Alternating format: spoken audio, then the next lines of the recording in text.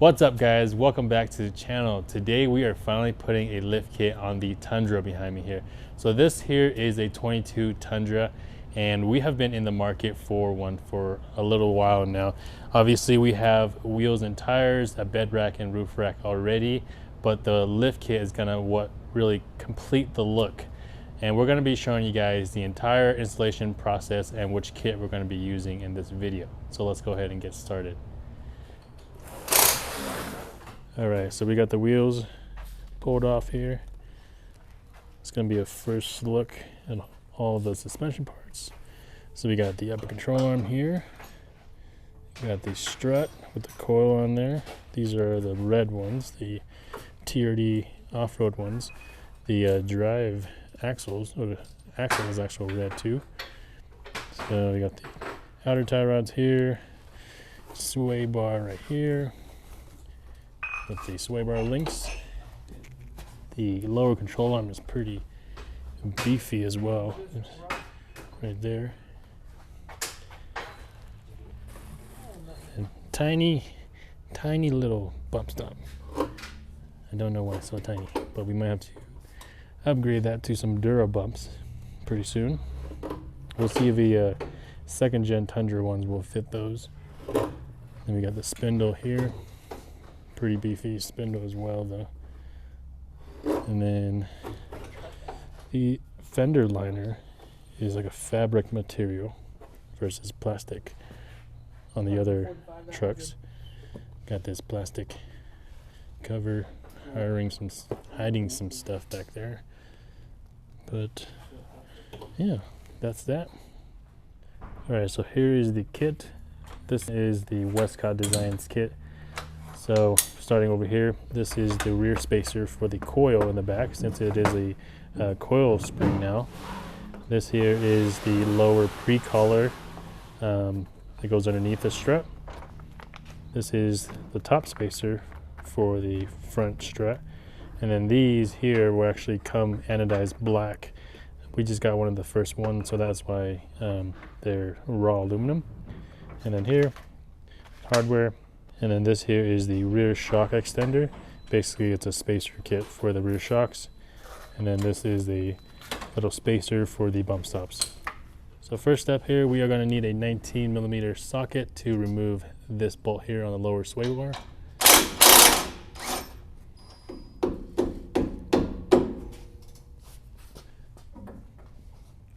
So we just pop that off with a rubber mallet. Okay. Next we are going to be taking off this lower ball joint bracket off.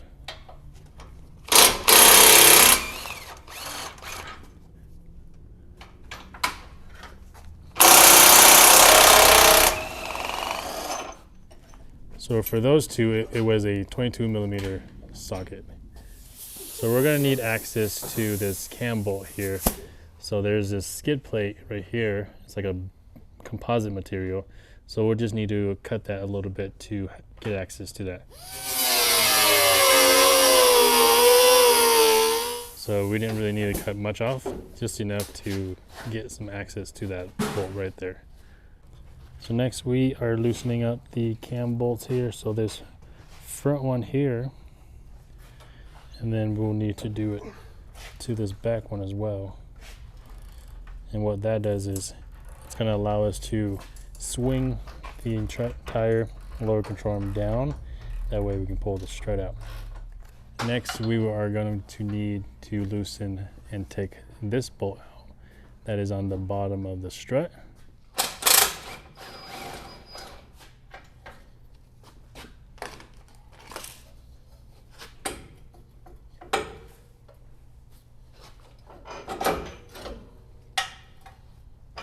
And as you guys saw there, the lower control arm just swings out of the way once you guys have those lower cam bolts loosened.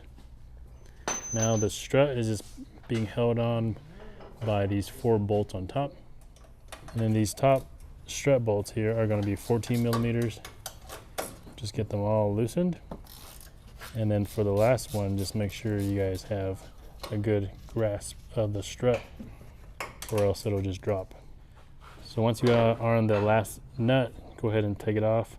Other hand, you guys want to hold it on the bottom because it will want to drop, and then just slowly get it out through the bottom. Next we got the strut in the strut compressor here. And what we're doing is we're compressing the spring just enough so it will come off the bottom collar here. That way we can loosen up the nut on top. So we'll get it with that 19 millimeter and then just using a crescent wrench just to hold the top. So what we need to do is just take this whole top completely off and then out of the spring. That way we can install the new lower collar on the bottom.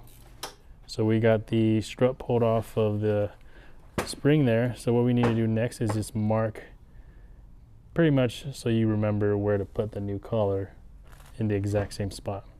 So what we're using for reference is just the end of this right here. That way we marked it right there. So next we need to take this rubber piece off. So just grab it, pull it right out of there. If you guys have the black shocks, however, it might be different with the spacer on top. Next, we are going to be taking this collar off. So we just need to hit it with the rubber mallet.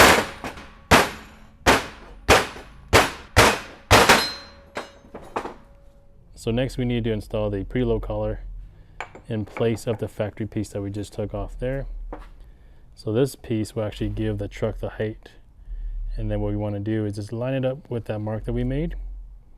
Then we'll put the plastic piece back on.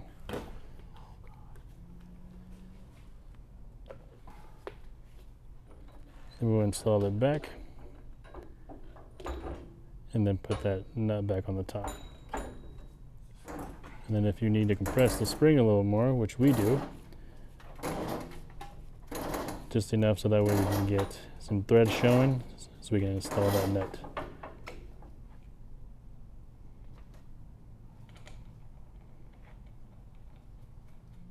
Next we need to install this top spacer onto the top of the strut.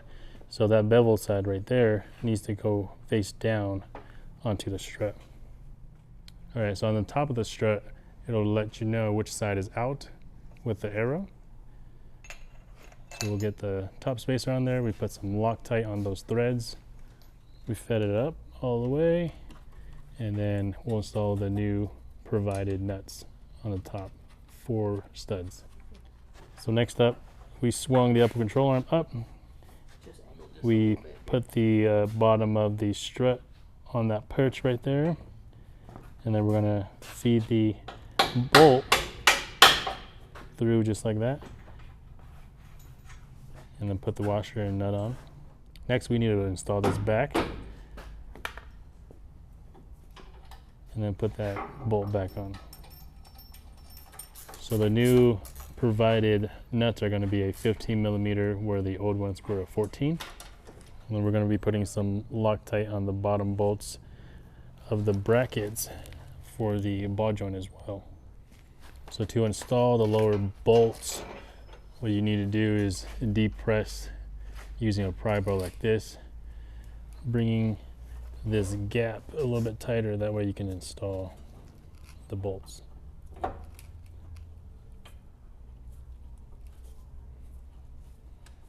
So this is the back here.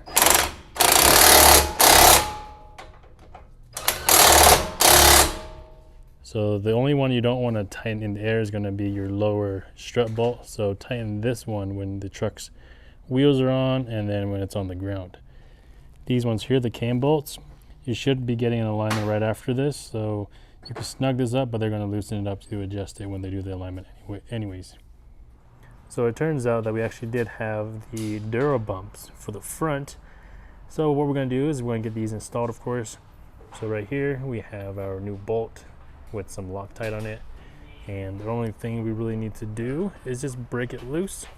So looking in here, the bump stop is going to be right there, that little tiny rubber thing.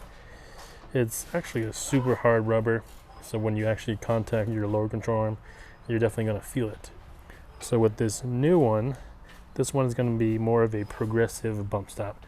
So on top of it is going to be softer, and then towards the middle is going to get stiffer. So it'll be a better bump stop than factory for sure. So right here is a little side-by-side comparison. You can see how small and you can see how hard that texture is on the rubber, and there's barely any rubber, so when you hit that on your lower control arm, you're definitely going to feel it. So let's go ahead and get this one installed. The only thing we're going to need is a pipe wrench. The bigger the better, and then you're just going to grab it and just turn it. And being that this truck is so new, it's going to come off super easy. And then the new one, just put the bolt down in the new bump stop. Grab your socket. It's going to be a 14mm socket.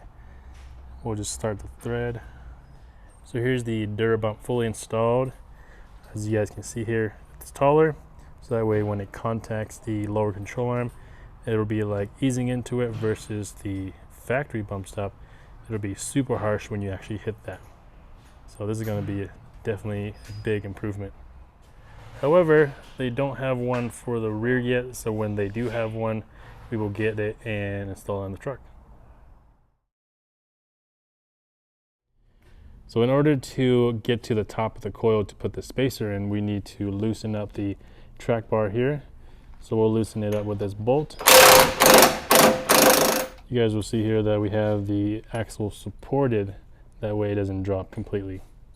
So right here, we will need to be removing the brake line bracket. That way you allow the brake lines to fully extend, that way it doesn't get stretched. So there's this bracket right here that is connected to a harness that goes to the axle. An easy way to kind of allow it to have more travel while you're lowering the axle is just to bend it. And you can just bend it down pretty easily, or you can remove it from that clip right there. So first thing we need to do here, we need to take off the brake line bolt right here.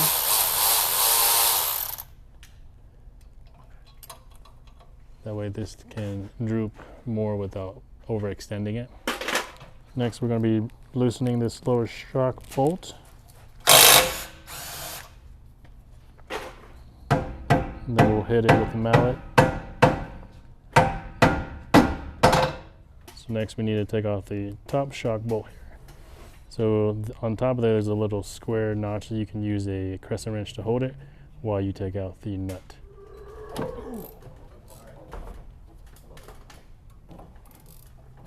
Next, we're going to be removing the sway bar here.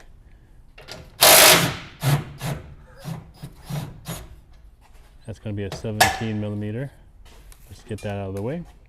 So we have the axle supported here. So what we're doing now is we're just lowering that so that way we can pull the spring out.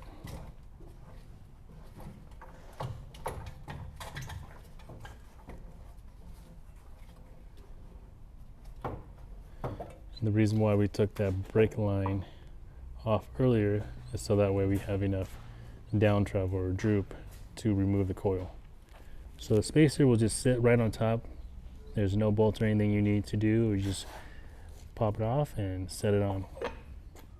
So on the passenger side, there's going to be more lines like the brake line and harnesses that are going to be stretched. So make sure you guys loosen up anything you need to. With the coil, we'll just feed it up, just like so.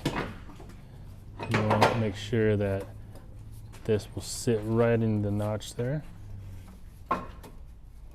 So twist it until it sits right on that notch. Make sure everything up top looks correct. Once it is, you can go ahead and start lifting the axle up and seating it back into place. So once you have the coil up, you need to line up the sway bar there, put it in, and then put that nut back on.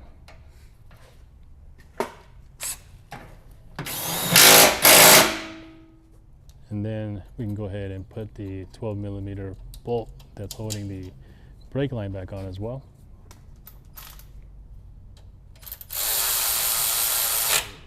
So for the shock spacer, remove all those parts, put that provided shock spacer on the very bottom, replace everything back on the top. We'll feed it back into the hole up top here. And then put the rest of the hardware and the nut back on top. Next, we gotta put the lower shock bolt back in there.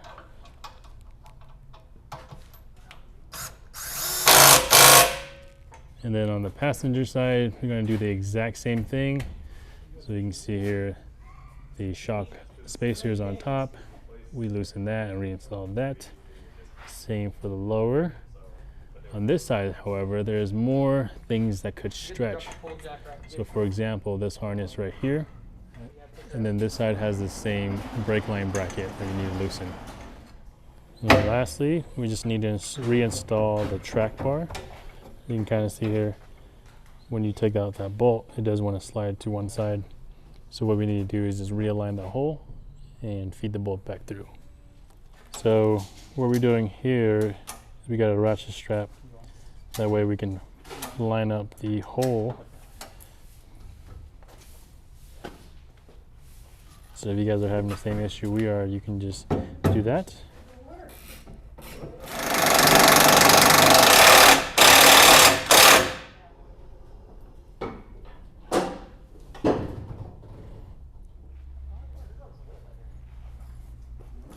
And then once you guys have the truck on the ground, you guys can now tighten that lower strut bolt.